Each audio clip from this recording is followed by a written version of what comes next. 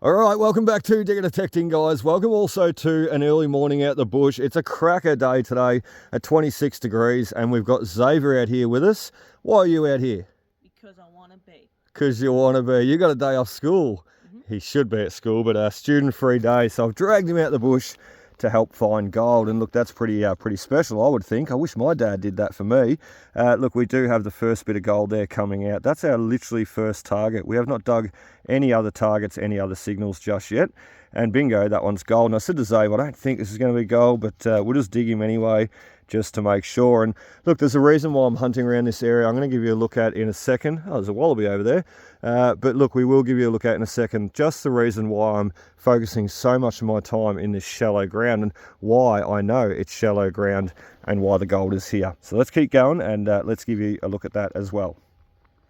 Right, well, the gold's in the bottle actually. Let's just go over and give you a look now. So first piece, rock on. And look, some will notice too, I'm rocking some brand new shoes today too. Awesome.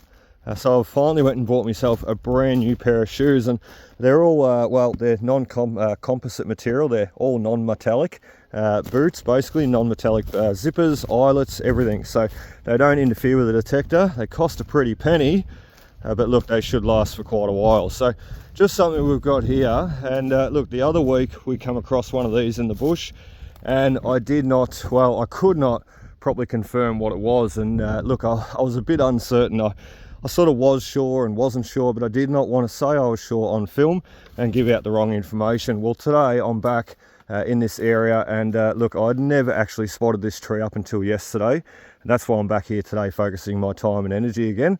And we got gold around this tree just yesterday, and this is a cherry tree, and we're going to get more gold around it today. So the reason why this cherry tree is here is it's indicating shallow ground. This is a bit of a good lesson for you too, Zave. So these trees, the cherry trees, are a native Australian tree, and basically they're a bit of a parasite tree. So what will happen, what that means is they branch off other trees, and how that happens is you'll get a eucalyptus tree. They love to branch off eucalyptus trees, and you'll get a eucalyptus tree shoot up in the area, and the eucalyptus tree will branch its roots out 100 odd feet within the top 12 inches of soil. They like to stay in the top 12 inches. And basically then they send the tap roots down about 6 foot down to look for water to sustain the eucalyptus tree. Now what these cherry trees do is they attach themselves to the root of the eucalyptus trees within that 12 inches of topsoil surface. So what that's sort of saying is it's shallow ground, and these trees attaching themselves to the root of the eucalyptus within that 12 inches, as I said, it's indicating that shallow ground. It can indicate fault lines and look, shallow ground, gullies, water lines. You know, if the eucalyptus tree sends off its root looking for the low points in the gully, it's a great spot for the gold to accumulate as well. But you can't see that the eucalyptus tree root, but you can see the cherry tree branching off. And a lot of time what you'll see is you'll find them all off in a row, you know, literally in a perfect row. And that's indicating basically the eucalyptus tree root with the parasitic cherry trees branching off it. And look, the parasitic cherry trees here, I shouldn't call them a parasitic cherry tree. They're actually known as a ballart tree or a cherry tree. Look, in actual fact, the miners would use them for their Christmas trees. So a bit of interesting information there, but the miners would actually pick their branches off and make their Christmas trees here out in the goldfields. The cherries, look, I don't know if it's a bit of a misconception. Through the research I've done, the cherries, some people say you can eat them, other people say you can't, they're poisonous. Look, the farmers eradicate them out of their paddocks because it kills livestock. So I dare say they are poisonous. But then I've heard some, contradictory statements where people say, oh, I boil them up in a tea, or I eat the berries off them. And the berries, you know, the trees don't actually produce all that many berries. One limb, one branch is responsible for about one berry. So look, just fascinating stuff. And look, as I said, the cherry trees are one to look out for because they might as well be a big flag up in the air saying, you know, shallow ground over here, come and detect right here. And it's best chances, if you're in a gold bearing area, to find that shallow ground. So very fascinating. And look, that goes with a lot of other trees as well. You know, your ironbark trees, they like the different pH levels in the goldfields, and look, the low moisture contents, they like the shallow ground. So all trees for you to keep an eye out for. And look, the cherry tree is one of them. So pretty cool. Interesting information. Yeah. Let's go find more gold. Yep. Let's do it. All right, well, the last couple of digs we've been really trying to capture the power of the cherry tree, because one thing I did not say about the cherry tree is a lot of the old timers used to refer to them as the money tree. So look, when you think about that, the money tree, you know that they were drawn to them just as much. And hanging around this cherry tree, we've dug a few bits of lead, I'm not going to lie. However, we just missed our second bit of gold coming out, didn't we, Zave? And I was literally just kicking the dirt away with my boots, my new boots. They're like bulldozers, and basically kicked the gold out. And I said to Zave, it's probably going to be rubbish. We've just kicked him straight out of the hole. But that's an indication of just how shallow the ground is here and the gold is here. So just trying to get into focus. Will he focus? I'll go back out again. I'll put him in the sun. Hear all those marsh flies going around me. And for some reason, they love the coil. Whether it's the humming, the buzzing of the coil. Can't kill him.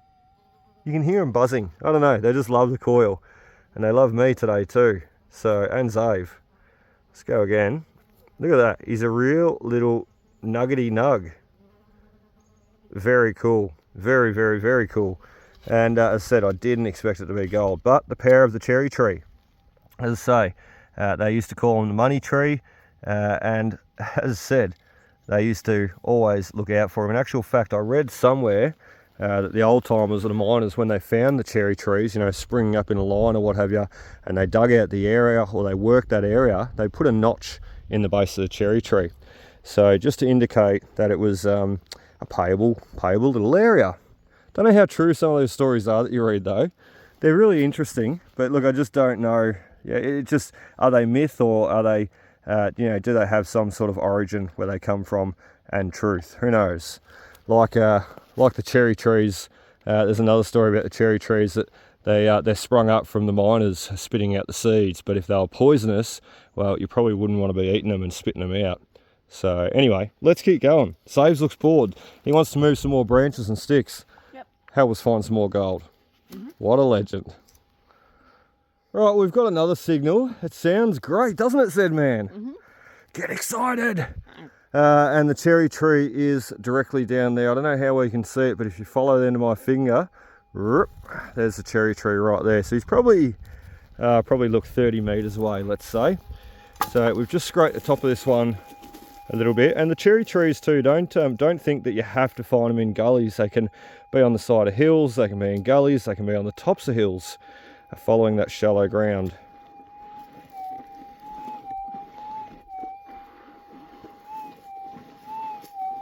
So beautiful sounding signal, and I should have showed you at the start, he was very, very, very soft. So if you weren't listening, I mean, that's why I wear headphones out in the bush, especially at the moment, because everything's so crunchy and dry and noisy. But if you were not listening, you would easily miss this signal.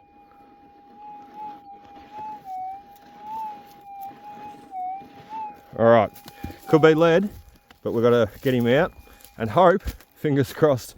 You cross your fingers and your toes. No. Oh, they're crossed inside your shoes, I'm sure. I hope it's gold. Dad's got him out of the hole. See if he's gold?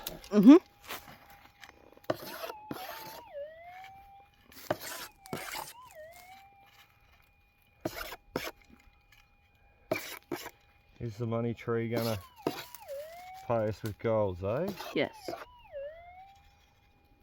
I reckon the miners would have fairly known what they were doing back in the day, and you know, the cherry trees, well, they're just one of those signs they look for.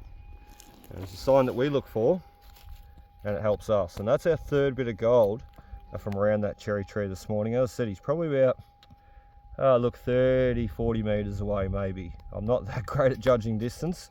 He's not far though. So look, awesome stuff. Third bit of gold. See if we can grab another one. All right, we should have recorded this one. What you have not just seen is we went and stopped and took a break, and Xavier just said to me, he said, it won't be gold, Dad. He said, every time we stop and have lunch, generally that, what'd you say, it mucks us up. And after lunch, we generally don't find it. Well, Zave, you're wrong. No. Did I say you're wrong? Nope. That's gold, buddy.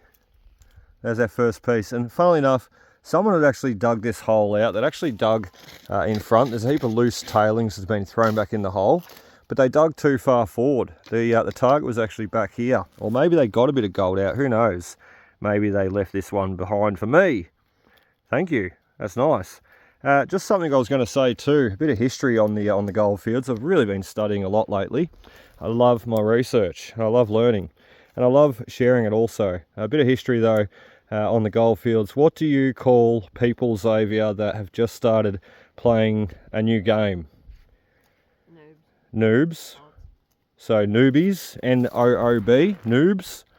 Well, there was a terminology for new gold miners to come out onto the goldfields back in the day. You know what that was? Newbie. Newbie? No. It was called lime juicer. So if you come out here, and I'd been out here for months already, and I was getting gold, I was quite a successful miner. I'm sure I would have been. And if you come out here and you were new off the boat, you know, you just docked in Melbourne and made your way to the goldfields with a party of 1 or 2 men, or maybe a family, but you were known to me as a lime juicer, and that was a way for me to insult you. So it was known as an insult. But the reason why they called them lime juicers is because I knew you were fresh off the boat. I knew you were because you stunk of lime juice. And the reason why they used lime juice on the boat was to keep scurvy down. So I'll keep away of scurvy anyway. Help fight it. So look, on the long voyage out here, just fascinating, interesting history that you learn. The old lime juicer. So it was renowned for the terminology that you were new on the goldfields and you probably didn't know what you were doing. And a lot of men, you got to remember, a lot of men coming out here, you know, there's tens of thousands of men and women that influxed and made their way onto the goldfields. Majority of them didn't know what they were doing. There was a lot of them that were good prospectors, and a lot of the rest just followed the path of the others, because a lot of them, they had no idea what they were doing. So anyway, who knows, maybe this bloke didn't know what he was doing. He was a bit of a lime juicer. Maybe he left a bit of gold for us. Yep, like a newbie would. Lollipop. So Dad's got a ripper target here. Side of the hill. That you didn't fall down this time. He sounds really good.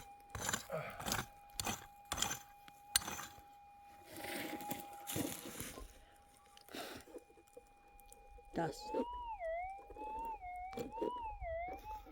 Probably the loudest screaming signal we've had today, Zave. Yeah, it is. So, fingers crossed it's actually gold. Although we've got 4 bits. 4's better than nothing. So, hell, 4's better than nothing. Look, I'll be happily leave with today with the 4. Doesn't mean you wouldn't like more. No. I have a sneaking suspicion that this is going to be gold. And just around the corner from here too, there's going to be in that. Yeah, it's definitely gold. Just around the corner from where we are right now is a big old mine shaft. It's huge. And we're going to run out of time to show Xavier today. I'd really love to take him and show him. We might just show him the entrance, but there it is. Can you see that? The gold sitting in the sandstone. In the, I think it's sandstone. Pretty sure it is. You see him? Yeah. Just hanging off the corner there. And just make sure that's the bit. Yeah, we'll just check the other bit.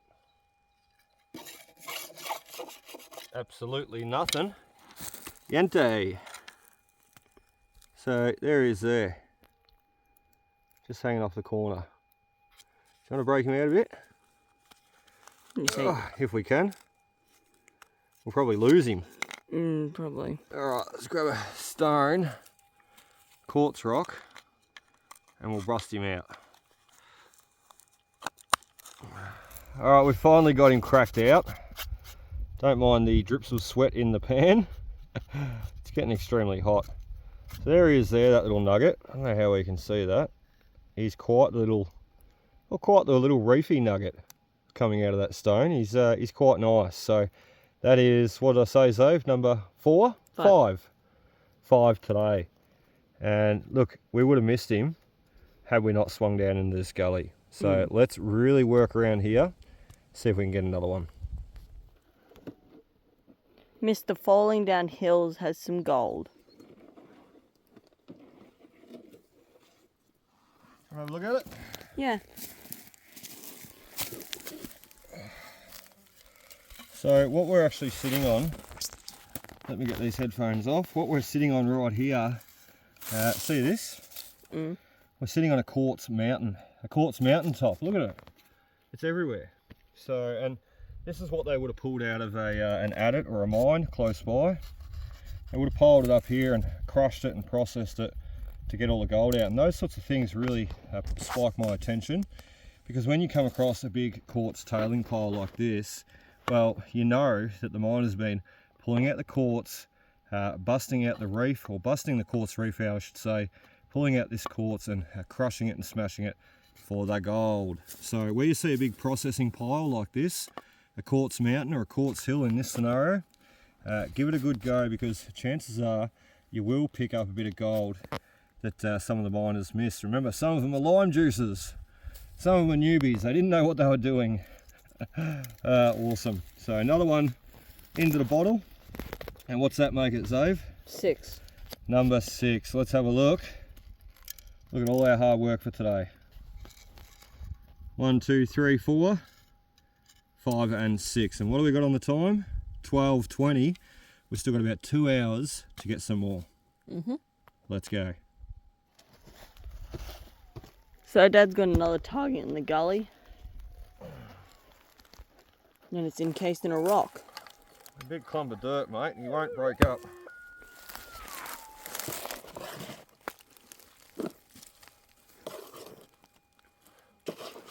He's oh.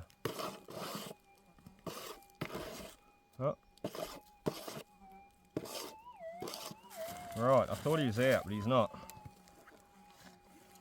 Oh, so much going on. So many mice flies at the same time. Yeah, so many mice flies to contend with today.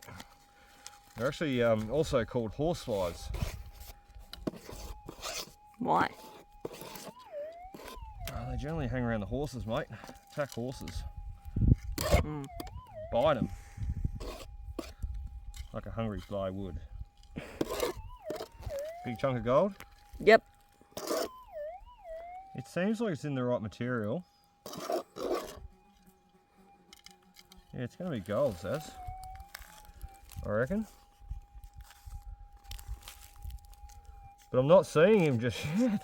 If it was gold. If it was a big bit of gold, you'd think you'd see it. You think? It was either gold or ironstone. Right, so it's that bit there. Oh no. It is gold. It is? I'm pretty sure it's gold. That's our target. Yeah, it is gold. God, It's just in a bowl. It's like a tiny little ball. Hang on. Yeah, it's definitely gold. I don't want to lose him. Oh! I just lost him! Alright, don't move. No one get crazy. He's going to be right near my foot. Just hope it didn't roll down. Alright, he's in the leaves. We mucked that up. Yeah. Woo! That was close. No one move.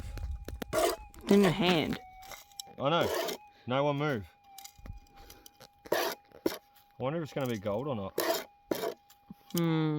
No clue.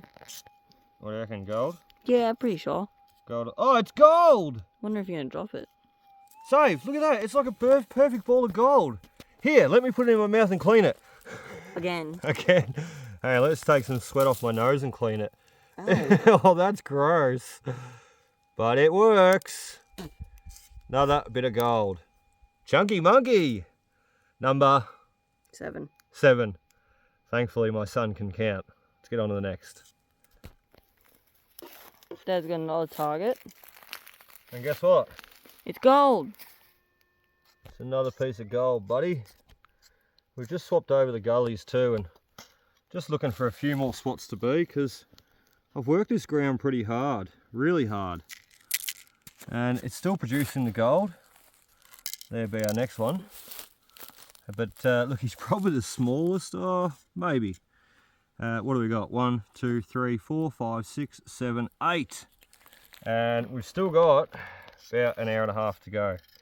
8 pieces of gold. There's probably about half a gram there, Z-Man. But if we can, we want something bigger. Yeah. All right, we're just down from that last target. You can hear. Oh yeah, it sounds good. We got a screamer. Screamer, Zaz. Ah! That's what they sound like. No. This could be our biggest piece of gold today, buddy. What do you reckon? That'd be nice. could beat all the other ones. Oh, and he's not that deep either, which worries me. Because it makes me think lead, but he's a soft sound. Even though he's sort of blanking out there. Oh, he's not in the scoop. Let's have a listen. He's long and drawn out. So, indicating gold for me. Once I see him. He's still hiding, Zaz. You can't see him. Alright, now we're going to see it. If it's gold, that is. I'm still not certain. There could be. Oh, yeah, it is too. We're on fire, mate, we are. Can you see that? I'm sort of mucking around with him a bit. How's that? That's good. He's not a chunky monkey, but he's a flat bit. And I don't mind flat bits, because they do, I can't pick them up, they do weigh up quite well. So, the nice flatty for number 9. Let's take a break now, because I am absolutely exhausted. I'm really sweating, and even Zave on the camera, he's sweating. He's working that hard. So, number 9, let's sit and have a break and get back to it. All right, we're just sitting here having a bit of a break with Xavier. We've got 9 bits of gold in the scoop, or in the container. The detector's down there where we got our last piece, and we just said to Zave, come on mate, we'll go have a break, and we'll just get back on it in a minute. While we're having a break though, I wanted to share a bit of Goldfields history with Xavier, and I thought it'd be great to share it with you guys as well. Now, a lot of this information history I get off Trove online. Trove is a bit of a search engine that I use constantly, and I use it just as similar to Google. You type your keyword in, your area, and what you're searching for, and basically it'll come up with a heap of information and old newspaper articles that have been digitalized and put online for you to enjoy. And this is one of them. So I've got here on Zave's phone, I've just taken a screenshot off my phone, and I've got here an article talking about a couple of men fighting at a pub in a gully, and one of them grabbed for the gun, and well, one of them didn't make it, one of them died. So long story short, there's an article, go away Marchfly, there's an article here about how it happened, and I'm going to take out a few of the names, what have you, locations, but I'm going to read it word for word the best I can, and give you guys a bit of an idea of what was happening out here in the goldfields. And not this area, I will say, but about 10k down the road. So Mr. Morgan, a labourer residing at a creek, disposed that he had known the deceased for the last 2 or 3 years. On Thursday the 7th in the afternoon, the deceased was at the store of this gully. There were several other men present at the time. The deceased was also present. Remember, they're talking about the deceased prior to the fact. So when they say the deceased was present, the man was present, but he was not deceased at the time, quite clearly. Mr. Such and Such was not there at the time. That was the pub owner, or the store owner, I should say. The men had drinks in the place, and when they all come out, the deceased asked witness to shout him, which when witness declined to do so, deceased said he would, and they all went inside again. While they were drinking the pot of ale which deceased called for, the prisoner come up on a horseback. He was drunk. He come inside and had a glass of ale along with them. The witness was sober at this time, and deceased was drunk as well. Witness, mate who was with them, was sober. So they're just explaining the men. So the deceased was drunk. The prisoner who come up on horseback, he was drunk, and one of the witnesses, a friend of the deceased, he was sober. So while they were in the store, the deceased said something to the prisoner, after which they commenced wrangling together. He called prisoner a, look, it doesn't have the words properly. He called prisoner a B and a Y wretch. So a bloody wretch or a, bleaky wretch, I don't know. It doesn't actually say. The witness was not quite certain which he had called, but he called him a bloody wretch or a bloody rascal or something. Not too harsh words, really. The prisoner then struck the deceased with his fist. Deceased sat down, saying that if he had not had a sore hand, he would have fought back the prisoner. Deceased kept drawing away, and after a while, prisoner was going to strike deceased a second time, but was prevented by a man named Jack the blacksmith. The prisoner then struck Jack the blacksmith in the mouth. Deceased then went out of the store, having an old whip handle in his hand, and as he went outside the door, he shouted out, "Murder!" as loud as he could. The prisoner then ran into the back room and brought out the gun now produced. In the meantime, and before the prisoner brought out the gun, Garrett, the deceased, returned into the store. Witness advised the deceased to go home. When prisoner brought out the gun, it had a cork in the muzzle of it. The witness did not think at the time that it was loaded. Let me get to that next page. A man named Tripp took hold of the gun when Jack called out to Tripp to come away from the prisoner and let him do as he liked. When Tripp let go of the gun, the prisoner presented it in the direction of the deceased's feet. When it went off and the deceased fell, Jack the blacksmith jumped up and, addressing the prisoner, said, "Oh my God, John, what have you done? You have shot the man in the leg," to which the prisoner replied, "If I have, then it is your fault. You have loaded the gun since I have been away, and I did not know she was loaded when I got hold of her." Witness then left the store and informed the deceased's sister and brother-in-law what had occurred. He did not see the deceased alive again. So, look, I'll just end it there. I mean, it continues on for a little bit longer. I will end it there. It's a bit of a confusing article, but long story short, there's a bit of a quarrel at a store in a gully. A prisoner come up drunk, and there was another man drunk, and while they got into a fight, the prisoner grabbed a gun and he shot him. And those sorts of things took place. You know, they were very common occurrences back in the day. It was only a slight quarrel.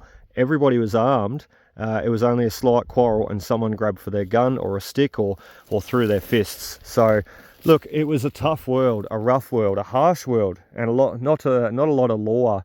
Not a lot of law taking place. You know, in some of the goldfield areas, they actually say that, you know, the rushes were quite a settled rush, and in other areas they say it was a rowdy rush, and look, they needed troops there patrolling because the miners were getting out of hand. So every goldfields was different, every gold rush was different, and that would have counted to the gold that was there, the men that were there, and of course, well, the conditions that were there as well. Did they have a lack of water? Did they have a ton of heat and rough terrain to get through? Did they have to sink their shafts 30 feet down or 30 meters down to get the gold? Or were they just picking it up off the surface? So in a lot of accounts, goldfields, you know, were pretty rough and ready. In some accounts, though, they were quite civilized places.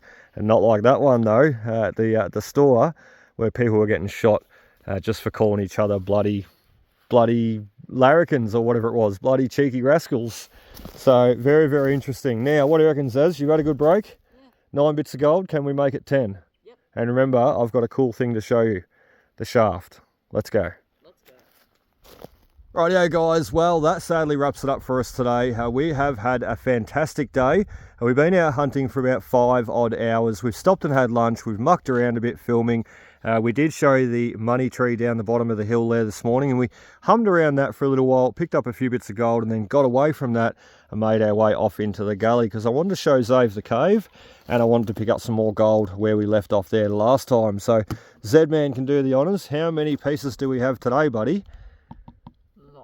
Lots. And the last hour we were trying to dig one more piece of gold, but we could not get it. We're just digging lead after lead after lead. We even dug a big rusty nugget, the wrong colour. So how many bits of gold have we got, Z-Man? 9. 9. We did not get our 10th bit of gold today. That's quite okay though, and we've done exceptionally well. The little one there, the second one, I remember he was our first up this morning. It's like a perfect little circle. So 9 bits of gold, all with different characteristics about him, and I just love it. So if only they were a little bit bigger, because what I'm noticing is coming back here time and time again, we've seemed to have got a lot of the bigger nuggets. You know, a lot of what we're finding now is quite small, and that's okay. They still add up, but where has all the bigger chunkies gone? I think it's on the other side of the hill. What do you reckon? Probably. We need to do a bit more exploring. So I really hope you enjoyed today, guys. We are going to be back here again because there's more to go. Another 9 bits at least or more. And look, we're going to be touching more on those money trees, the cherry trees, I should say, money trees, and a few other trees too. The red gums, the iron barks, the grey box, the stringy barks. What do they all mean? I'm going to continue learning, continue researching. I know a little bit, but I'd like to know more and share it with you guys as I can. So anyway, I really hope you've enjoyed. We've had a blast, and I look forward to seeing you on the next. Be sure to hit that like, hit the comment, and subscribe and support our channel for future. Well done, buddy. See you next time. See you next time, and hopefully with the goal we've got today, I might even be able to buy myself a new pair of shorts. Maybe. Maybe. See you then.